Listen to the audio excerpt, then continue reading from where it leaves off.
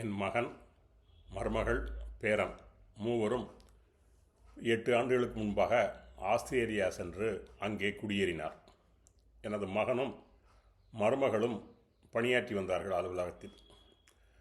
அவர்கள் இருவரும் அலுவலகம் செல்லும் பொழுது குழந்தையை வீட்டிலே தனியாக விட்டு செல்ல முடியாது என்ற காரணத்தினால் அருகிலே இருந்த குழந்தைகள் காப்பகத்தில் அவனை விட்டு சென்றார்கள். காலையில் போகும்போது விட்டு செல்வார்கள், மாலையில் வரும்போது அவனை அழைத்து கொண்டு வீட்டிற்கு வருவார்கள். வீட்டிற்கு அருகிலேயே தான் அந்த காப்பகம் இருந்தது. ஒரு முறை நான் அங்கு சென்றிருந்தேன். அந்த சென்றிருக்கும்போது ஒரு நாள் நான் என்னுடைய பேரனை அழைத்து கொண்டு அந்த காப்பகத்துக்கு சென்றேன். விட்டுவிட்டு வந்தேன். அங்கே வரவேற்பறையில் ஒரு அறிவிப்பு பலகை இருந்தது. அதில் எல்லோரையும் வரவேற்கும் விதமாக வரவேற்கிறோம், நல்வரவு, ஸ்வாகத் என்ற ஹிந்தியில், வெல்கம் என்று ஆங்கிலத்தில் இப்படி பல்வேறு சொற்களை அதில் எழுதி அதை அச்சடித்து தொங்க விட்டிருந்தார்கள். அதை பார்த்துவிட்டு நான் அதை ஒரு படம் எடுத்தேன். படம் எடுத்து வந்து என்னுடைய முகநூலில் அதை பதிவு செய்து தமிழ் மொழி இந்த குழந்தைகள் காப்பகத்தில் ஆஸ்திரேலிய நாட்டில் இடம்பெற்றிருக்கின்றது என்ற தகவலை மகிழ்ச்சியுடன் பகிர்ந்தேன்.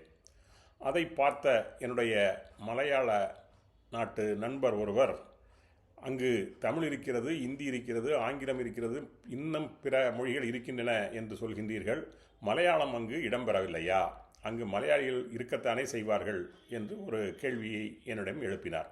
நான் மறுநாள் சென்ற பொழுது அந்த காப்பகத்தில் உள்ள ஒரு பொறுப்பான ஒரு பெண்மணியிடம் இதை பற்றி கேட்டேன். அவரும் மலையாள நாட்டைச் சேர்ந்தவர் தான். அவரிடம் இந்த தகவலை கேட்டேன். அதற்கு அந்த பெண்மணி என்ன சொன்னார் என்றால், இங்கு ஒவ்வொரு நாட்டின் தேசிய மொழியிலும் நாங்கள் எழுதி வைத்திருக்கின்றோம்.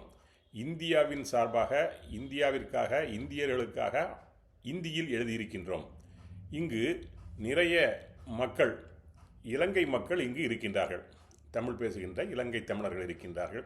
எனவே அந்த நாட்டின் சார்பாக அவர்களை வரவேற்பதற்காக நாங்கள் தமிழில் இந்த பெயரை, அந்த சொற்களை போட்டிருக்கின்றோம் என்ற தகவலை என்னிடம் சொன்னார்கள். அதாவது இலங்கையிலிருந்து வந்துகின்ற தமிழர்களுக்காக தமிழ், இந்தியாவிலிருந்து செல்கின்ற எந்த மாநிலத்தைச் சேர்ந்தவர்களாக இருந்தாலும் அவர்களுக்கு இந்தி மொழி, இப்படித்தான் நம்ம இனப்படுத்தி அவர்கள் அதை எழுதி போட்டிருக்கின்றார்கள். சிங்கப்பூரில் உள்ள நடக்கின்ற கதையை கேட்டால், சிங்கப்பூரில் மலாய் மொழி பயன்படுத்துகின்றார்கள். அரசு மொழியாக அங்கீகரிக்கப்பட்டிருக்கிறது.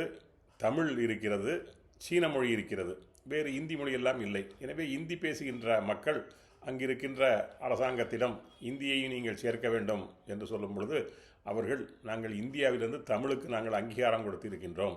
ஏனென்றால் இந்த நாட்டின் வளர்ச்சிக்கு துவக்க காலத்தில் பாடுபட்டவர்கள் தமிழர்கள். எனவே அவர்களுக்காக நாங்கள் தமிழ் இடம்பெற்றிருக்கின்றோம். இனி போக போக பார்க்கலாம், இப்போதைக்கு வேறு மொழியை சேர்க்கக்கூடிய ஒரு எண்ணம் எங்களுக்கு இல்லை என்று கூறினார்.